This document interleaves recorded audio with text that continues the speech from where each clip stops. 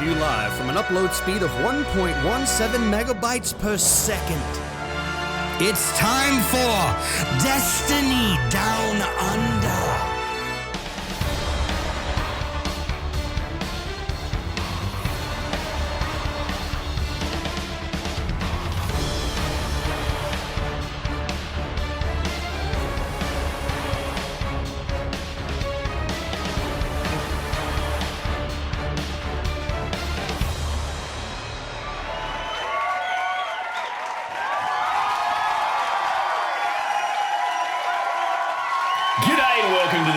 First episode of the Destiny Down Under podcast.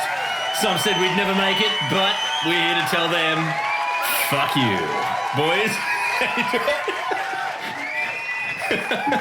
I don't know who said we'd never make it to the 91st episode. I just made that up on the spot. I'm sure there's someone out there who doubted it. Yeah, probably somebody doubted it. Oh, listen to his voice. Yeah. Listen. Look, I feel like living.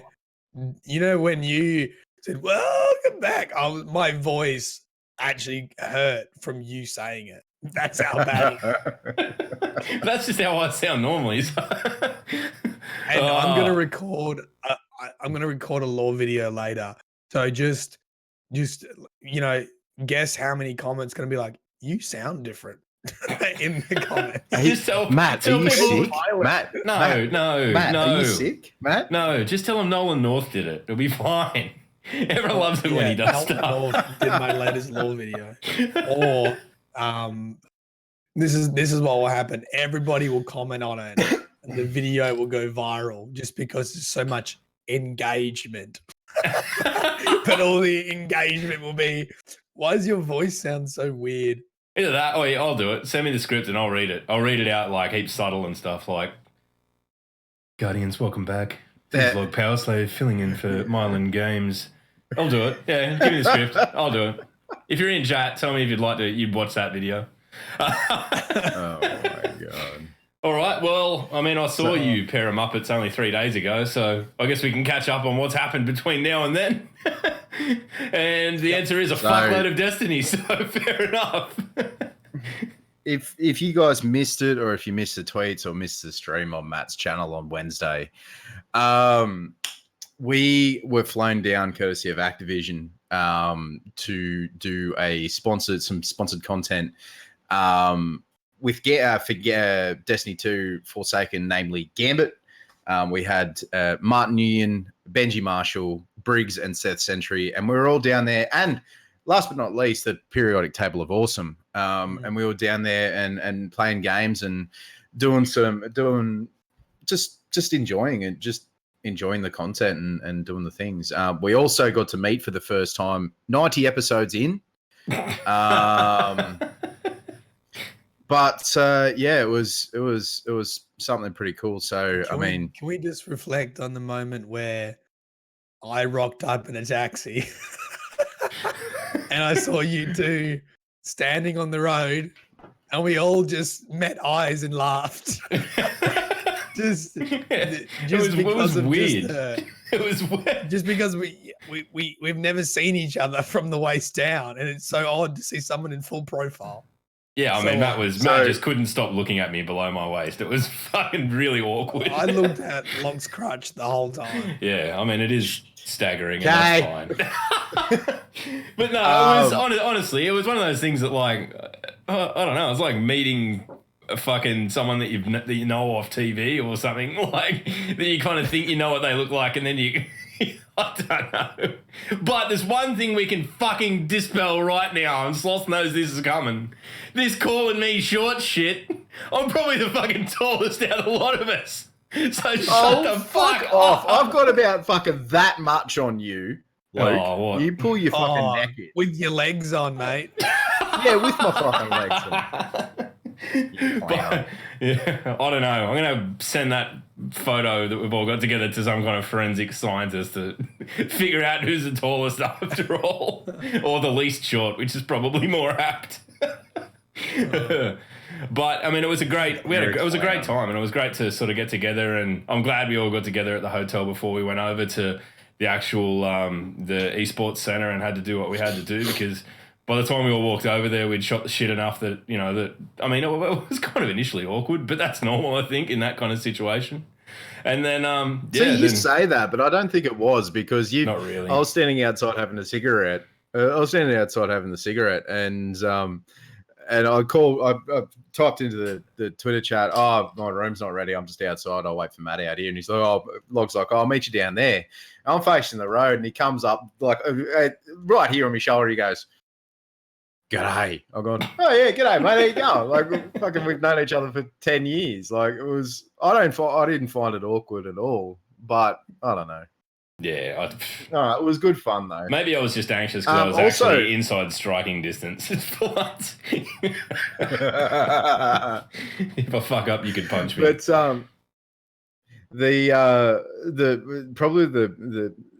so yeah, we all met up at the hotel. We all made our way over to Fox Studios, which was really fucking awesome. Let's get some lunch.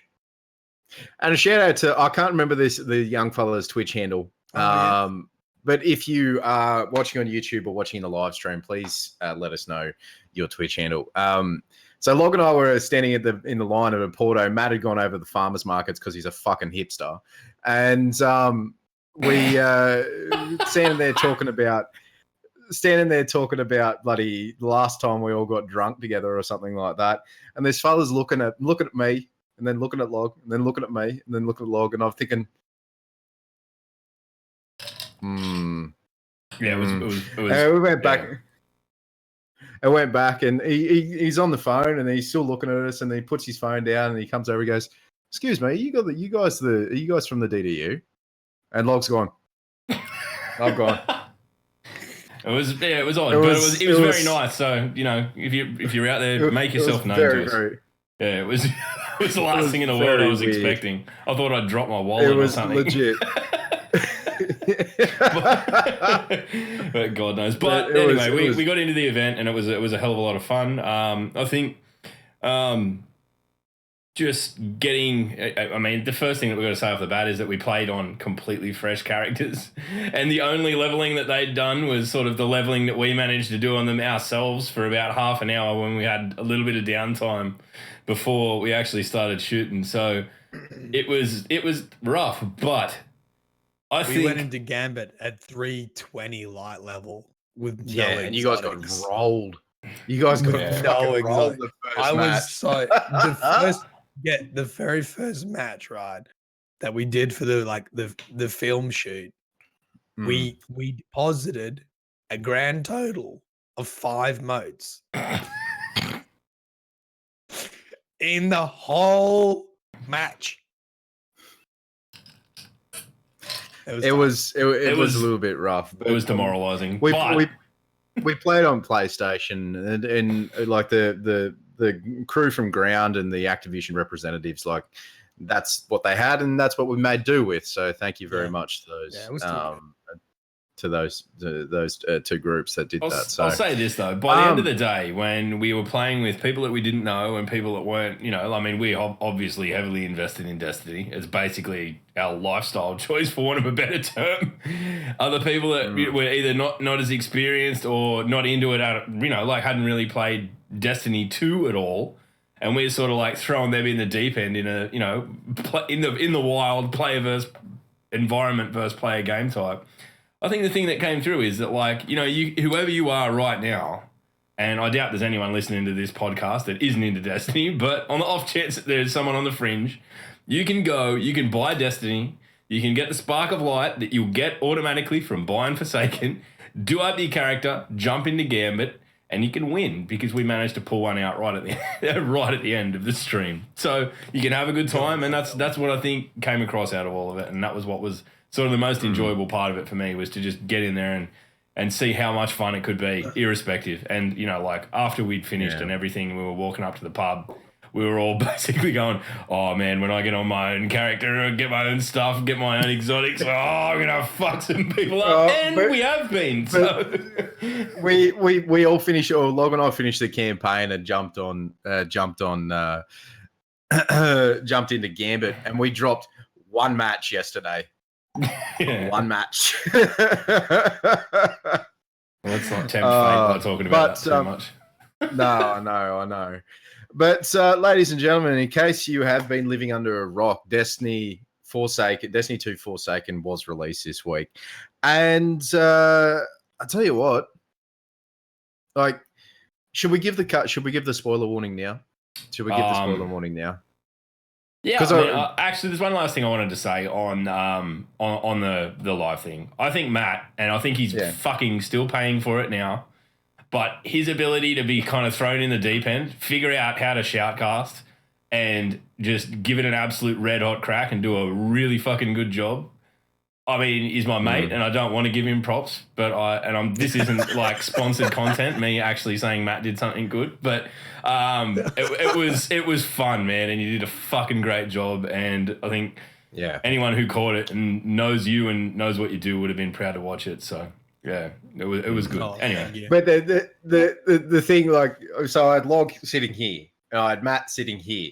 And halfway through the game, one of the games of Gambit, Matt is shouting about lore, and I mean shouting about lore. Like do you know what did you hear what the Drifter said? The Drifter said Zane 14 wasn't dead. You think I'm going to just roll over that?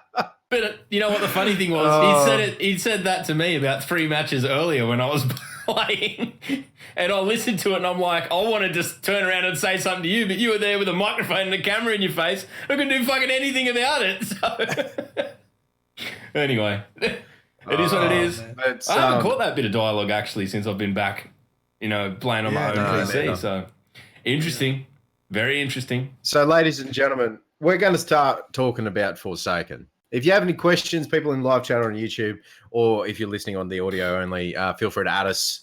Ask questions in the Twitch chat, YouTube comments, and on Twitter and all that sort of thing. But spoiler warning. Yeah. Spoiler warning. Spoiler warning. Spoiler warning. I don't think we can do talking about the game justice without talking about the events of the game and how fucking awesome they are. So I think I don't know. Do you reckon Jake's looking for his message to Global? The message to Global is Forsaken is fucking wonderful. Good job. So the prelude to Cade obviously copying 9mm of lead to the face, to the chest. Whatever, same difference. He cop. It's because Uldren can't aim. So we're there. Like, there's a prison break. We've been taken there with Cade. He's just like, hey, hero of the Red War, come with me. We're going to go sort out the prison and all that sort of thing. Petra's there. She's floating knives. She's being weird and all that sort of thing. No, she can't shoot. Petra Van. We'll get to that. We're going to get to that at the end of this, I think. We'll get to that. So we're there, and like, at least when I played through it, because I played through it, I had the music turned back on.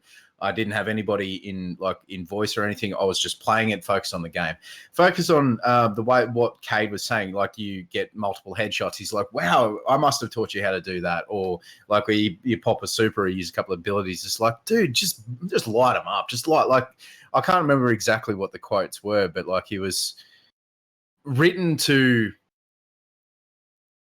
From what I could tell, he was the writing team wrote Cade as a finally accepting us as this thing, and he's just like, he's so proud of us and all that sort of shit, I think that's kind of the whole tone of that first mission, in that, like, everyone knew what was coming. Everyone knew, it was the main promotional swing for the entire friggin' release. Like, this is what it's all about. But you kind of had this, like, like in the pit of your stomach. The game, I mean, it opened with it. Like, the first thing that you saw of Forsaken was that.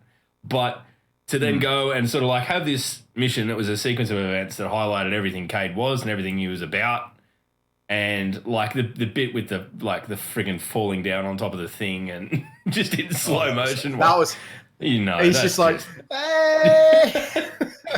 But I think I was just going to say, I tweeted through the week that, like, I think that the how did I word it? I can't even remember my own words, but basically, for them to have the confidence in this release that they could use that as the publicity thing and then back it up and still make all of us at the end of that first mission feel fucking distraught, even though we knew it was coming, is a testament to the strength of the writing and the creative vision of the whole project. So I like that. I don't have a bad word to say, except maybe that the fucking grind for planetary materials is suddenly very fucking real.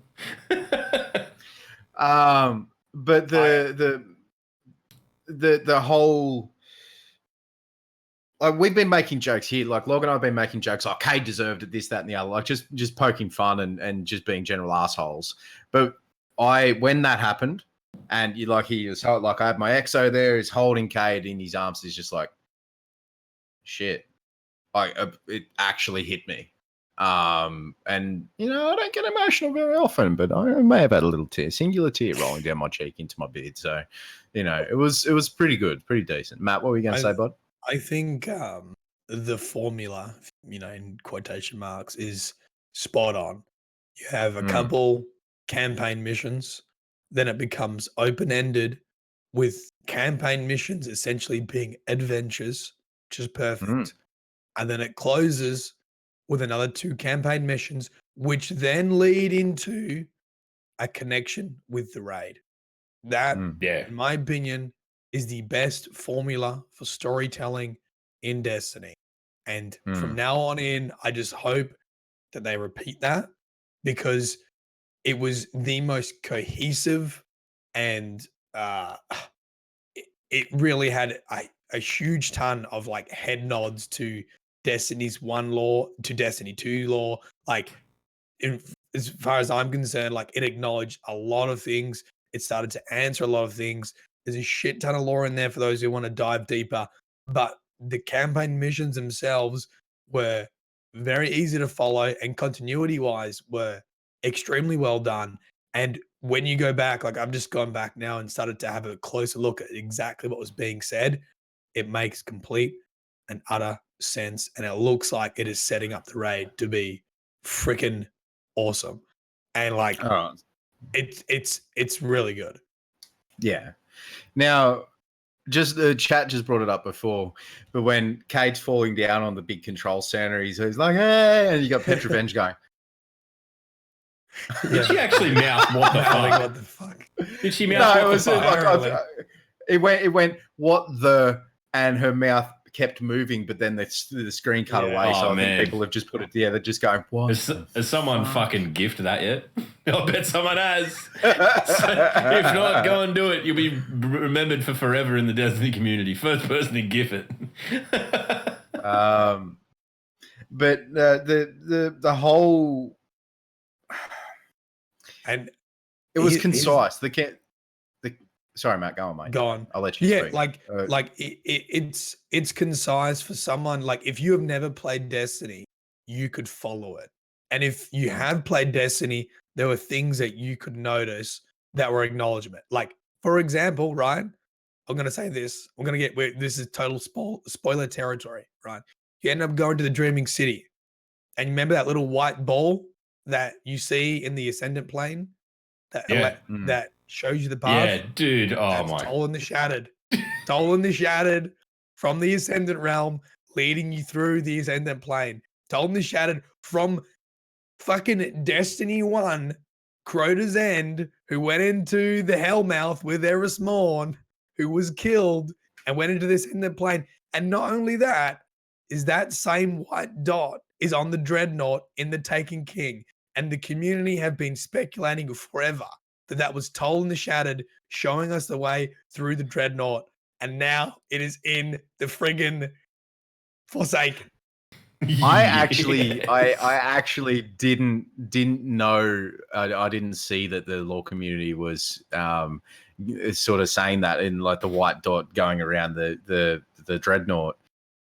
Fuck, that's cool. That's cool. All right, I've learned something today. I learned to, like, when Eris Morn says, "Guide them through my hidden friend She's talking about Toll in the Shattered, guiding you through the Dreadnought to take out Oryx and take a king. That's cool. Yeah, now there was dude, a reference in itself. That's like just the tip of the fucking iceberg from like a lore point of view. They have brought back the darkness, properly talking about the darkness. There are a shit ton of lore entries talking about the darkness, and it's even in like that's like the whole thing about the Scorn. Like they're like committing to the dark, like the Scorn are corrupted by the dark, and so was I. There was a reference there. So when you went to Io, after you picked up all the feathers of light, and you went to Io, and you legitimately conversed with the traveler, from what I could gather. There was a quote there, and I can't remember. Didn't have the most friendly of voices. I'm just going to throw that out there. It had this kind of fucking Children of the Corn vibe, and I'm like, am I being led astray here? Like that weird pitch shifted voice, like. Ooh.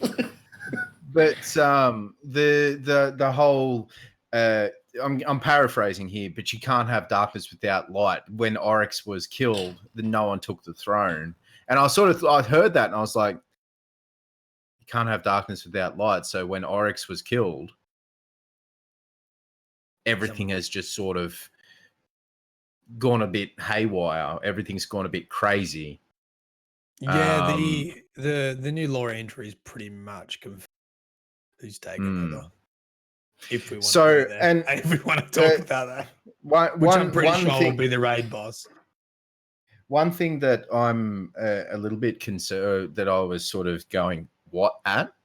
So I thought that, like, at the very, very end, again, spoilers, at the very, very end, when we are at the Watchtower and like he's darkness, light, into this giant gate thing, and then you see Marasov coming down, and there's arms, and then there's a Cerberus. Is that what they called it? No, they called it a chimera. Chimera, sorry, it was a chimera. Where it wasn't really. Did that come from? Where the fuck did that come from? I was so confused. I was like, that was left field, wasn't it?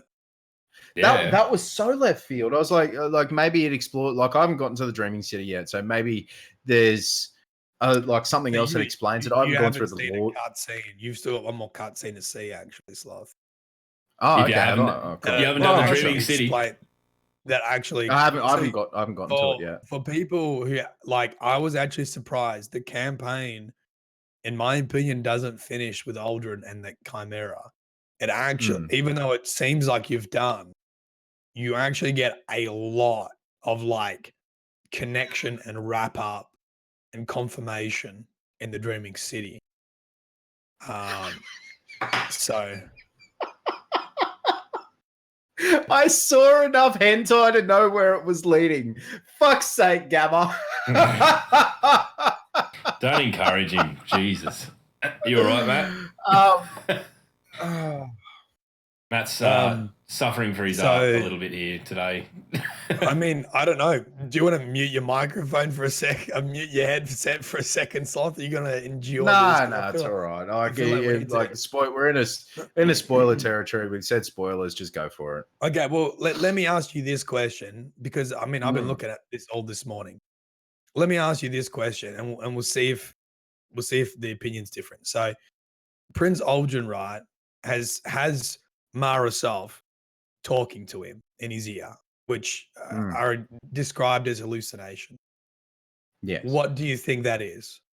Or who do you think that is? Well, the one thing that I didn't notice during the cut scenes up to the release of Forsaken, I didn't notice this darkness creeping up him.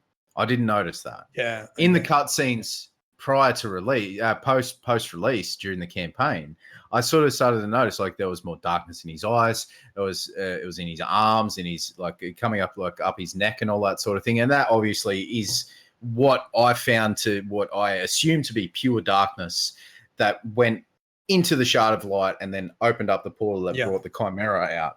Yeah. What the Chimera is? It's a nutsack with teeth. Like I said, it was a servitor body with a mouth and tentacles. Like I did not know. Man. I like when I saw it, I was like, this is left field. I have no idea where it was. Obviously, like Marasov put that there. Like the Petra's dialogue was like, there are things there, there's secrets there of my people that I just can't share. And obviously that may get opened up a little bit later on. But there's like secrets I can't share. And then from what I was able to gather is that there are things behind that portal that Marasov put there. So her own awoken prison type of situation. Okay. And the Chimera used visions of like, because Uldren went to Petra and said, I can see my sister. And she's like, no, you can't get in the prison. So the Chimera is called Voice of Riven. Yes. And we see the Marasov hallucination turn into the Voice of Riven. So that's sort of like Riven, the Voice of Riven, or like through that Chimera was Riven's sort of like corruption of Prince Uldren to basically release him from that Ascendant realm. So the connection, I guess, is Riven was influencing Prince Uldren to do those things by like kind of pulling on what would make him weakest, like which is appearing to him as his sister because he's grieving, leveraging his sister. And then you have obviously the darkness aspect in there as well. And like, I haven't read all the lore entries yet, but they are really making the darkness and Taken quite synonymous, which is not, I guess, like quite right. But basically, if you start the next real question is like, who is Riven, right? Which is my next that's video. my next question. And if I answer this, I mean, this is like massive spoilers, right? So when you go into the Dreaming City, you see the Oracle. You see an Oracle engine, and this communicates on multiple realities. And it is revealed that this was the plan of the Queen, and the Queen had created her own throne world, which is actually in some of the new lore entries. She had buried a throne world in the Ascendant plane. So when she went to face her death in front of Oryx, she wasn't killed, and she was sent to her throne world, like the Hive. And using the Oracle engine, we speak with Queen of the Reef, Marasov, and she confirms the whole sort of thing, which is Riven was the one behind this. But the interesting thing that she says is like, Riven was on our team. Like she says, Riven was a loved one, right? So then you go and punch Riven into the Ishtar Collective, and Riven is an Ahamkara, a dragon. I didn't know that. And this is the cool thing. This is the cool thing. And this, I don't know if I'm meant to say this, but I'm going to say it anyway. The Ahamkara are shapeshifters. They take many different forms of beasts, essentially. Some are described as basilisks. Some are described as dragons. Some are described, they are shapeshifters. And that is actually been the original writer's intention since fucking D1. A little person on the inside has been keeping a secret. He's known that the Ahamkara have been shapeshifters since Destiny 1, but it's told nobody. And obviously that story could have changed, but they've decided to go with it. So the Ahamkara shapeshifters, Riven was actually with the Awoken, and Riven assisted the Queen of the Reef to design and build her throne world. Right? And then at some point, Riven was taken. And that's why Riven is no longer a person or a good Ahamkara. And who do you think took Riven? Who do you think took Riven? Savathun or Oryx? That the lore entries at the moment seem to point to Savathun. I think to use the specific words of one of the new entries. Let's see if I can quickly find it. No, I'm not. Today I learned things. Oh, dude. Oh, that is. Do you see what I mean? that And how is- they've linked campaign, and then they've done a lead up in story that perfectly links the campaign to the raid. Now we're gonna go in the raid and fight a motherfucker taken shape shifting Ahamkara. That is cool. It's got to at Okay, least that look is- like a that is- dragon for some of it. Fuck. Like, come on. But, man, like... That is really fucking cool. I feel like we've jumped straight to and dessert, but and hey, so the like, cherry on the cake, right? The cherry on the cake finish it that off. like solidifies this whole theory. And Soul Reaver, I think it was Soul Reaver always ets in the comments before. Best thing that solidifies everything that I've just said is when you actually go through the Ascendant plane, and you see or you hear Prince Uldren talking to fake Mara Sov. She says, "Free me, Oh, brother mine. Oh, Oh, brother yeah, mine. oh, brother mine." No, Right, oh, exactly. brother mine. Yeah, Oh, yeah, brother yeah, mine. yeah, yeah. I There you go. I heard that and I was like, That's the- I heard that that's and I was the like, That's the click, man. Because that is the That, saying oh, that, of the oh. Ahamkara. Why? Okay. That's cool. Bungie. What the fuck was Curse of Osiris if you have this? My God, no, like legit, that is okay. That maybe I might start watching your lore videos again. Yeah, you Maybe. probably should.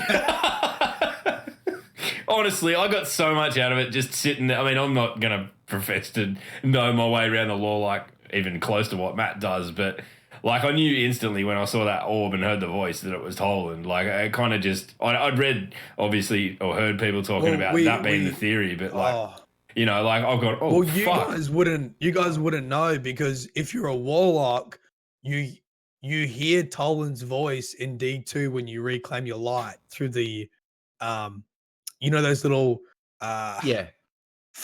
light projections in the EDZ. Yeah, in the projections when you go in and Toland's, do your Toland's Grimoire card is narrated by that voice. So anyway, when you hear that, you know it's Toland. That's discrimination against Titans. Oh, Shut by the way, shut by the the fuck way- up. hey, what class are you guys? What class? No, what race are you? I'm awoken. Exo. Okay, Here's the thing for you to do, Sloth. There is optional dialogue when you first go to the Dreaming City. I got a different dialogue option as an awoken than what you will get. Does Petra call you cousin? Yes. Yeah. I wonder what Petra's gonna call you, Sloth. Fuckwit. Fuck it. Dickhead. Oi, dickhead, come over here. No, but the All right, first thing when you go in the Dreaming City, I want you to take note of what is said as an exo. Because I've been told there is different dialogue options. Okay. All right. I'll pay attention. Pay attention. Toaster. Come here, Toaster. Toaster. I'm fine. No, the other thing, the other major point that sort of that I really enjoyed about it was Spider. Not to the same point as some people in the Destiny community who have an infatuation with things with 8 legs. But it's I'm not naming any names. But it's his character was really well written. It's amazing how many boss characters know the Queen's English. He's got a reason. Very Oh, well, yeah. actually. He's got a reason though. Yeah. Yes, he does have a reason. Apparently, But he's expanded upon quite a lot in the lore, so I haven't read that Yes. yet. but no, I think before we dive too deep into like the back end of it, which we've kind of, as I said, we've kind of gone straight to dessert. I think the fact we need to like talk about all of the barons and how well So we like each encounter is sort of like it plays to a facet of Destiny, right? Like there's so many, like probably the two quick adventure ones that I can think of that were like really fucking good. The Rifleman which was an absolute bastard if you were trying to do it by yourself, right, Matt? And the mad bomber, which was like it had at the end of it the dismantle mines, yes, popped back up out of nowhere, or even the mind bender where there's the bit with the like you're jumping onto the little platforms that look like Oryx's little appearing platforms out of the Dreadnought. There was so many throwbacks and so many things that were like, like not reused assets, but sort of like callbacks to things that you've experienced and things that make you feel like this DLC or this content was the future of something that you were playing years ago, which, obviously it is, but it was so nice to see those things. Who made this one again? Who made Forsaken? Bungie. It was. VV did High Moon. More Minds. It's High Moon. It was High Moon. It is High Moon that did Forsaken. Pretty sure. Jeez. Do you know what? Like when you were saying that, it's almost like fans of Destiny made a Destiny game. Like that was the feeling. It's like because it had so many throwbacks. It was like fans of Destiny made a Destiny game for what you wanted to see. I see. I'm like, yeah, and all of this, and again, we're going to expand on a lot more of it, but all of this really shows that if they keep things inside the Destiny universe and not try and incorporate shit from outside, like incorporating the writing from Curse of Osiris, trying to capture the vibe of Guardians of the Galaxy 2 or something like that, like it just, if they keep it in the Destiny universe, yeah, bring in new stuff, of course, sure, but keep it Destiny. Yeah, keep it. I think the vibe of it. Like, I know that's kind of hard to sort of discern. Discern rather is recapturing and keeping the vibe of Destiny, but it's really all of these throwbacks, all of these continuations of story, and all that sort of thing is just. I think it was very true to the universe that they built, and I think the dark tone. Like I hope that sort of tone just continues. Like I don't really think we need Kay was great from a comedy point of view, and I think it's okay to have funny characters every now and then, and I think Destiny can have that. But I really hope that Destiny continues on this path, and I know its rating system makes it hard to sort of be a little bit more mature, but if you think about what we saw in Forsaken, like Cade headbutting someone with his freaking spiky head and killing them. My horn, my beautiful horn. And then, I am so glad that we killed, either us or Petra, one of us. We don't really know who fired the shot yet. One of us killed Prince Uldren. That actually really freaking surprised me. I actually thought that they were going to not kill him because of just the rating for the game. It sounded like the Ace of Spades. I'm not going to lie. It didn't sound like a Vestian dynasty like she had. It sounded like the Ace of Spades. Good point. But no, so Zavala at the very top of the game, Zavala after Cade's death, he's just like, we've got to focus on Guardians, guarding the people who can't fight for themselves, the non-light bearers and all that sort of thing. And what's her face? Gina Torres, Ikora. She's like, no. We need to avenge Cade and all this sort of thing. And at the very end, I can't remember exactly what the dialogue was, but like Cade was like, who's the notorious Cade 6 who did all these bad things but was remembered as a hero? How are you going to be remembered? And he's just like, bang, pulls the trigger. Are we and the chat brought it up there before? Like, are we going down the path of darkness? Are we going down the path of who did Shin Malfur do over in the gunfight? Dredge Denyor. Are we going down the path of Dredge Denyor? So like, here's the thing. Like, I think the lore has always had these really awesome themes in the background. And I think what Forsaken did is it took it out of the background and put it into the gameplay and put it into the cutscene. And, you know, like we've always had this, you know, like the original stories of Dredge and Yor were from Destiny 1, but I feel like it was always, I guess, sugar-coated a little bit, and you really didn't get some of those mature themes until you dived into the lore. Like this, people being tortured and killed, and like Nazi Germany experiments of like torturing people. You know, like vivisection was like experimenting on people while they're still alive. That was in the Books of Sorrow. So it's not like we haven't had this stuff before, but I really feel like what they did is they brought it to the front in Forsaken. They weren't really scared to do that. I really do. Like, I don't know what conversations they would have had to have with Activision, but I think that they really pushed the boundary of the rating of the T15 or whatever. I think they pushed that rating to the absolute brink. I would love to see like from a not to introduce gore or excessive violence or lots of swearing or this, that, and the other. I would like to see them from a ratings point of view go up to MA 15 plus. Nah.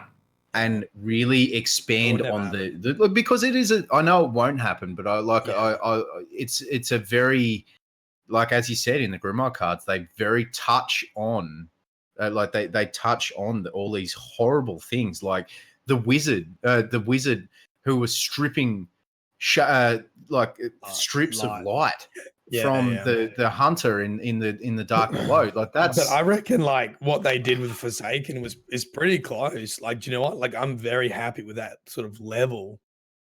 I think like purity. Like bear this in mind too, right? Horror movies work around the premise of the thing that you can't see is way more scary than the thing that you can. Yeah. Destiny will always operate in that space, in that there are things in the lore and concepts in the lore that are fucking horrific, and they've been there since day one.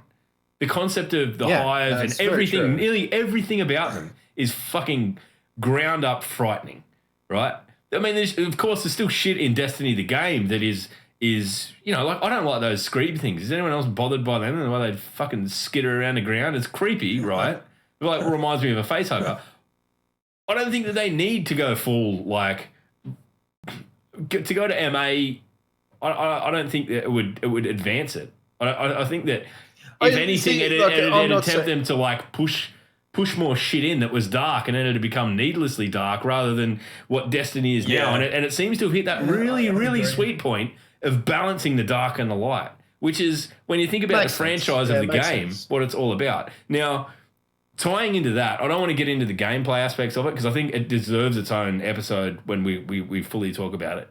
But the concept behind Gambit and some of the things that the Drifter says and all of the theories that are out there about who he is, touching on that, you know, like, is darkness creeping into us as Guardians, given that, you know, if we have just point blank executed Uldren Sov and you see a character like Ahamkara becoming consumed by vengeance rather than, you know, like Zavala, who's the traditional bastion of the light and, you know, the leader of the vanguard and what is right. Like, I kind of trust Zavala more. Like, I'm not saying that I agree with what he did because I'm a very petty man and I wanted to kill Uldren. But I can see that they're positioning him and Ahamkara in future releases. I'm not sure whether it's in the plan. I'm not sure whether it's even a thing. But the ongoing narrative of them butting heads and the fact that they've removed Cade and not replaced him, which when you think back to, I'm going to do it again, Shakespeare and things where, what is it, King Lear, where he has the 3 kids and then one of them's taken out of the picture and they become 2 and then they go to war because 3 is balance, 2 is, you know, like objection. So like, it'll be interesting to see where it ends up because now there's no like majority. There's just one-on-one, right? There's no consensus anymore. It's just one-on-one. It'll be really interesting to see where they go. I think that the Gambit coming in when it did and having the themes that it does and some of the things that like, just some of the tiny little dialogue quips while you're doing it, like the, you just sent through a taken ogre. Shax wouldn't let you do that, and things like, you know, shit like that. And you go, ooh, yeah, he wouldn't, would he? Like, it's not until you digest it afterwards you realize that, you know, am I doing something bad here? What are we actually depositing in the thing? And why does it make the Taken appear on the other side? What is going on with Gambit? I want to know more. True, I never thought about that. I mean, he could be evil. Like, the Drifter could be evil, and by doing all of this, we could be making him stronger, right? If in a year's time it comes out and goes, guess what? You banked this many motes. That's how many health points he has, and now you have to fucking try and kill him. You're all fucked. Well, that's a valid point that Etz has just. That's a valid point that Etz has just put up in the chat. Is that this is what the Taken feel? Let it course through you, like that. And what Matt said earlier about the Taken becoming. I never thought about that. The Taken becoming more and more synonymous with the darkness itself. Sorry, I said darkness weird there. Darkness. Darkness. But no, this is. The more you think about it, and I thought I'd gotten through like a little bit of the story, and I was like, yeah, I'm sort of picking up. But the more you think about it, like the as chat that said before, and I kind of noticed it as well, is like every time he killed a Baron, Ghost would say something. Ghost would say something along the lines of, just like, we're doing it for the right reasons, right? Yeah. Yeah, and it'd be this sort of like assurance. The inflection. But the inflection was a question and a sort of half statement. But I mean, even really Uldren's last words, right? I mean, I think Uldren sort of solidifies the entire theme, the entire writing theme of Forsaken, and he says something like, "The line between light and dark is so very thin," right? And that is a big nod to the players, nod to the viewers that are we doing the right thing? Are we on the right side? Are we justified in doing what we do, which is essentially kill? Are we any different from the darkness? Are we just soldiers of war, etc.? So are we any different to even Uldren? When you think about it like that, I mean, he thought he was doing the right thing. We just murdered everybody. Yeah, we killed all. I mean, fair enough. The Forsaken are pretty Mad Maxy looking, and like, I'm going to shoot them anyway because I don't like the look of them. The Scorn. And, you know, like, there was a couple of them that even gave me a bit of grief about fucking Cade and things like that when we were fighting against them, and it made that. There is a. I don't know. I mean, I don't know if we're kind of expounding on something that isn't there. But there are parts in this thing where you kill something and you feel like genuinely emotionally satisfied by it. Are Bungie evil? Are we being trained to become monsters here? Is that what's happening? I'm gonna say something. I'm probably going to be shot down by the law community. But what if the Drifter isn't Shin Malfur? What if it's Dredge and Yor? Rogue Lightbearer. I haven't looked at it yet, but I think most people. Well, not most people. From the people I spoke to, I believe the Drifter's identity is somewhat in the lore, and it's not Shin. Yeah. I haven't read it yet. But anyway, like, so when we took out the Barons, each fight, and Log and I kind of agreed on this, it was kind of somewhat cliche, but it was an individual fight. It wasn't the same fight over and over and over again. Every fight had a different mechanic. Yeah. Every fight had like different voices and all that sort of thing. My favorite one was going up against the Trickster. Oh yeah. The Trickster was great because like I'd go like and if I didn't see the flash of the little concussion mine underneath the heavy ammo or underneath the planetary materials, bang! I died like 3 times during that fight because it was like I wasn't thinking. Like it made me think. Do you know what that reminded me of? You know what that reminded me of? I'm just going to throw this out there. I'm not sure if it's, you know, if you're my age, you'll probably get it. But the Barons, they reminded me of the Decepticons. Like you know, think of all the notable like Transformer bad guys, and they all each of them have this kind of like one different personality of like, this is the fucking nutcase one, like the Mad Bomber, or this is the trickster one that's like the Starscream, that's the, you know, like the insipid, but they all have this one sort of trait that makes them unique.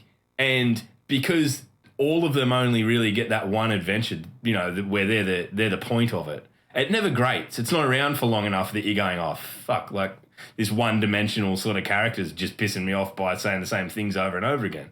It just hits the note that it's meant to hit, and then you move on, and it's brilliant. Yeah. What's the Western movie that they based it on? What's the fuck? It's like Magnificent Seven, whatever. Yeah, it is like. Isn't it like that? I assume this is Seven Baddies or something.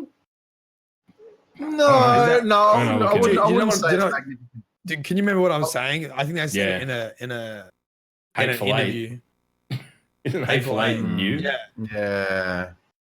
I haven't seen it's a remake. It's a remake. It was like that. Yeah.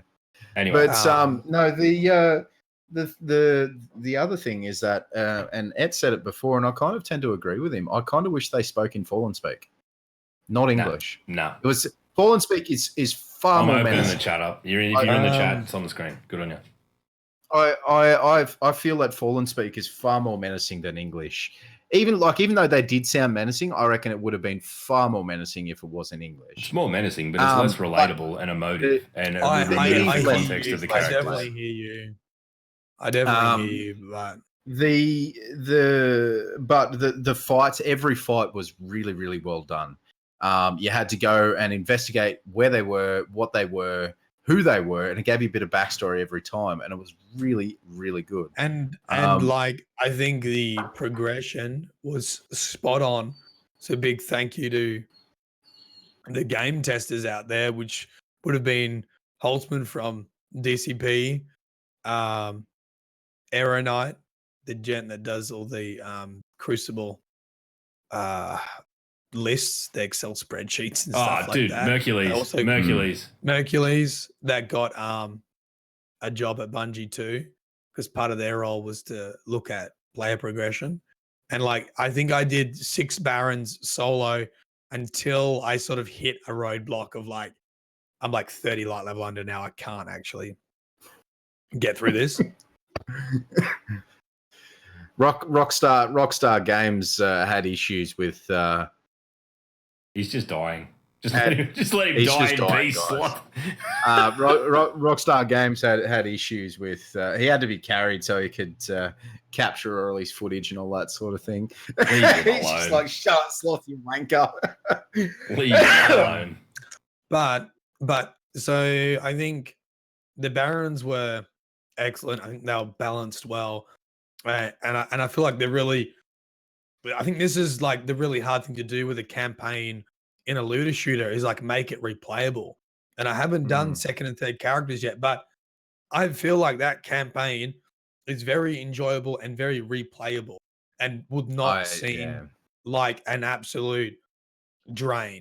Like, I would love to go back through with you guys on second and third characters, and I don't think it would be immensely painful to do that. Because who said you're fucking invited?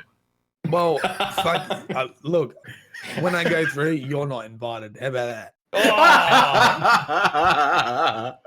And I just met you in person. I don't like you. Get out. The thing is, guys, Sloth is actually like the nicest person in real life, and I honestly think there's a filter on his microphone that just. There's no filter in my microphone. It's just when I'm out in public, the fuckwit switch goes. It sort of wavers between on and off. When I'm behind a camera, it's just always on. My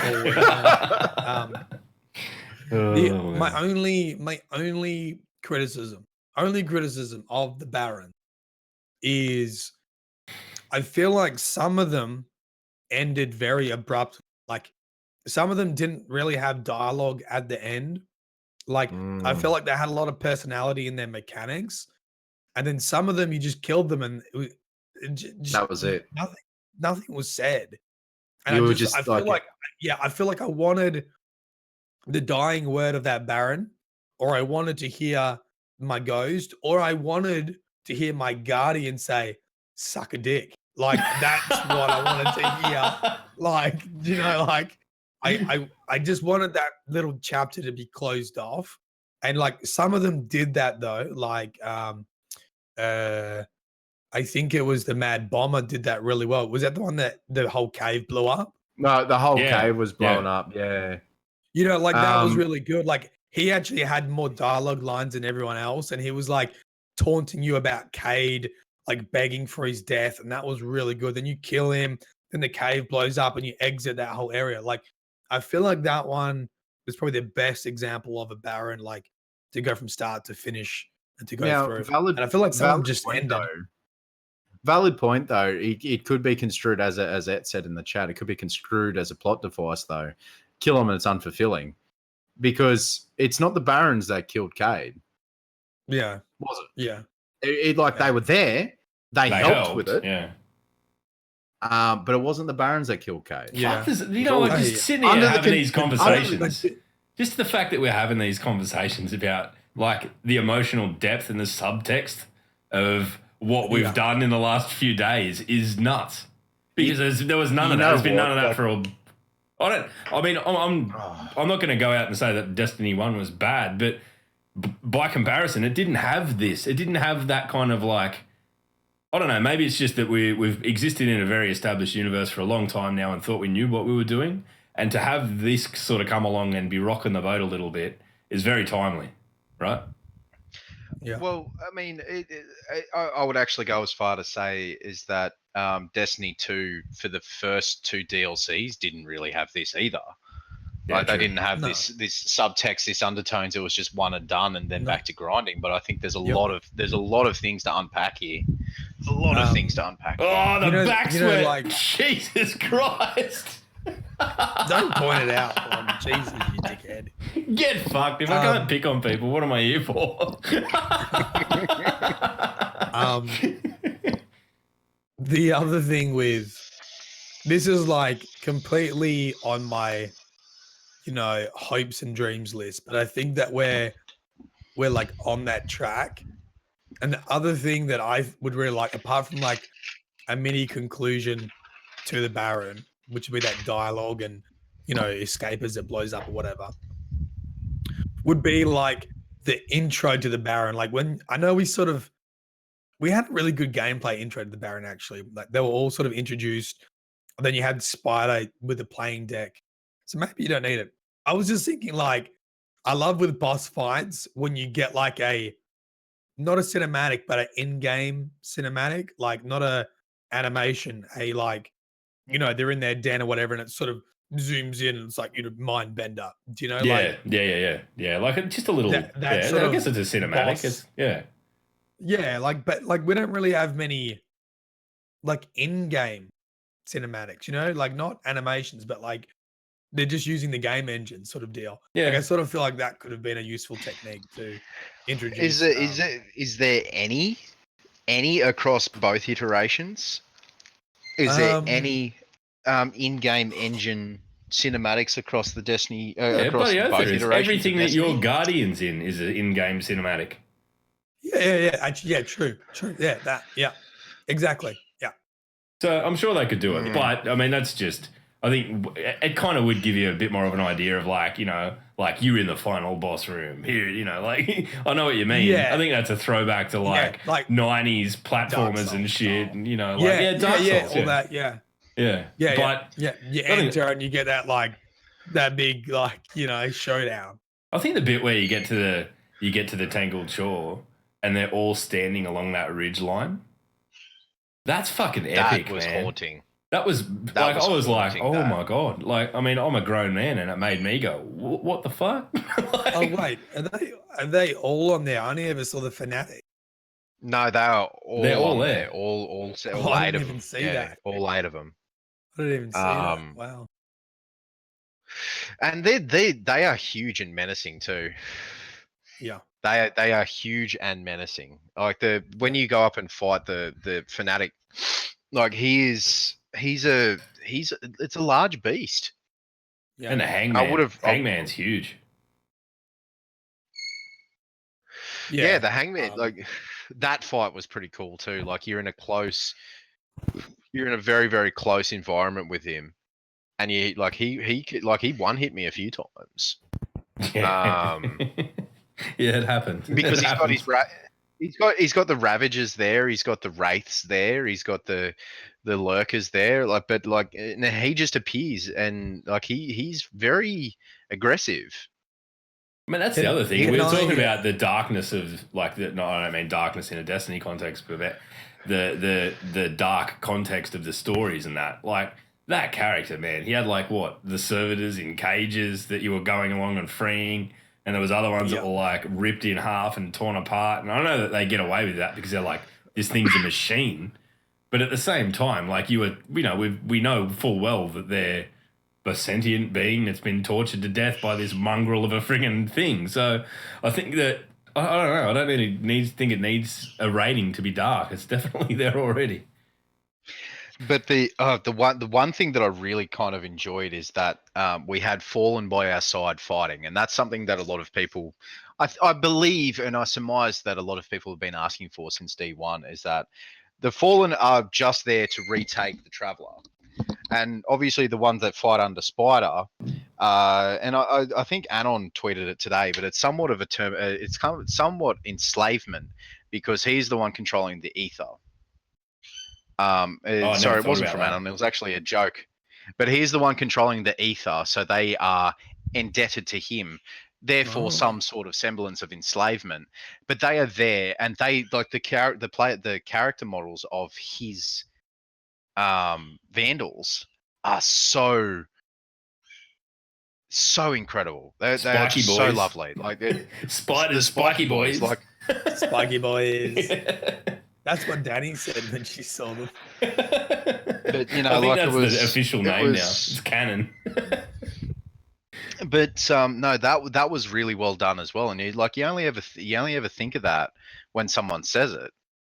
Like that's how the pyramid scheme of the hive with the giving their what is it called, Matt? When they like the thralls have got to give it to the acolytes and some knights to the wizards. Tithing. It's called tribute. The hive have tithing. Tribute. Yeah. Tribute or tithing. Yeah, the tithing, and then it's kind of the reverse type of situation. Like the servitors have the ether, and they give them out to everyone else, but they're under the control of the Kells, so the Kells get the most ether.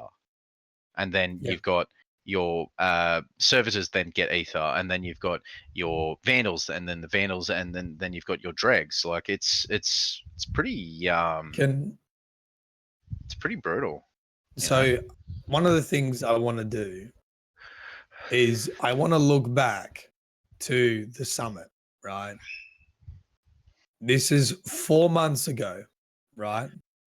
And after meeting with the narrative team, I compiled the list of the Destiny Lore survey, which is about the campaign and survey, basically everything that was wrong with Destiny 2.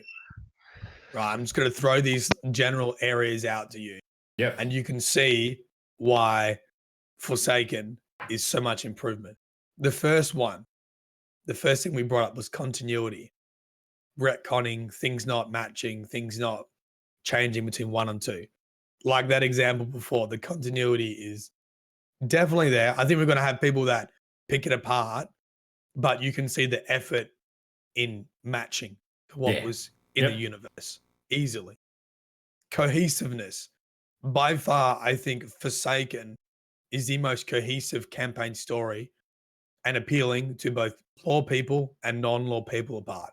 You can pick it up and you can understand on a superficial level exactly what is happening easily. Depth.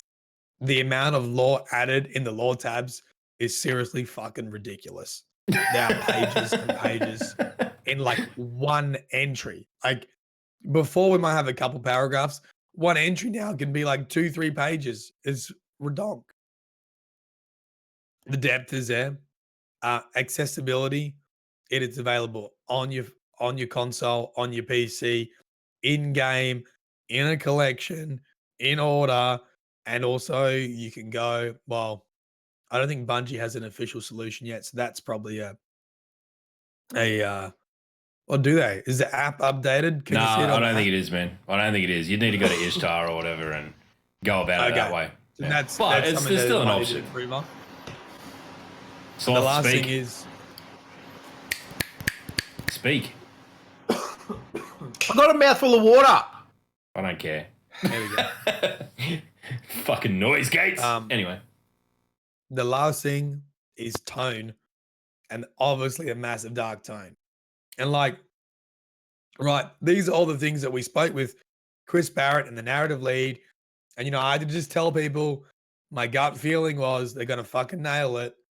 And, you know, although they were very attentive and they were listening to all the feedback, I got the impression that this was what they already planned.